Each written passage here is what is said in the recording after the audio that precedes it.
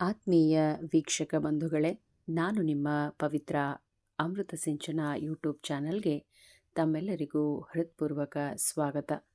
ಇಂದಿನ ವಿಷಯ ಸ್ವರಾಕ್ಷರಗಳು ಮತ್ತು ಅವುಗಳ ವಿಧಗಳು.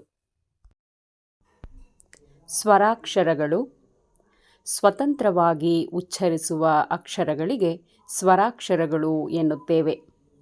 ಆ ಇಂದ ಅವುವರೆಗಿನ 13 ಅಕ್ಷರಗಳನ್ನು ಸ್ವರಾಕ್ಷರಗಳು ಎಂದು ಗುರುತಿಸಲಾಗಿದ್ದು, ಈ ಅಕ್ಷರಗಳು ಉಚ್ಚಾರಣೆಗೆ ಒಳಪಡುವಾಗ ಧ್ವನಿಯನ್ನು ನಿರ್ಮಿಸುವ ಅಂಗಗಳಾದ ಅಂಗುಳು, ಹಲ್ಲು, ನಾಲಿಗೆ, ಮೂಗು ಮತ್ತು ತುಟಿಗಳ ತಡೆ ಉಂಟಾಗುವುದಿಲ್ಲ.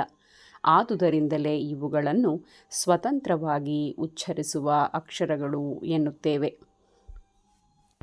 ಸ್ವರಗಳ ವಿಧಗಳು.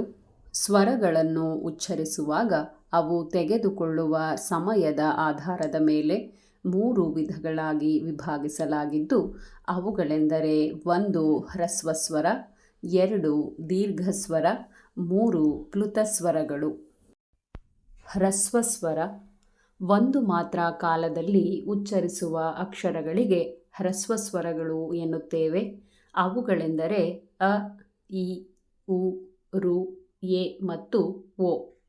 ದೀರ್ಘಸ್ವರಗಳು. 2 ಮಾತ್ರ ಕಾಲದಲ್ಲಿ ಉಚ್ಚರಿಸುವ ಅಕ್ಷರಗಳಿಗೆ ದೀರ್ಘಸ್ವರಗಳು ಎನ್ನುತ್ತೇವೆ. ಅವುಗಳೆಂದರೆ ಆ, ಈ, ಉ, ಎ, ಐ, ಓ ಮತ್ತು ಔ. ಪ್ಲುತ ಸ್ವರಗಳು. 3 ಮಾತ್ರ ಕಾಲದಲ್ಲಿ ಉಚ್ಚರಿಸುವ ಅಕ್ಷರಗಳಿಗೆ ಪ್ಲುತಸ್ವರಗಳು ಎನ್ನುತ್ತೇವೆ. ಉದಾಹರಣೆಗೆ ರಾಮ, ಅಕ್ಕ, ಮಗಳೇ. ಇಲ್ಲಿ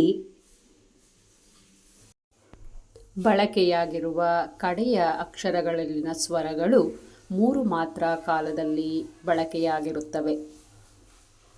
ಧನ್ಯವಾದಗಳು.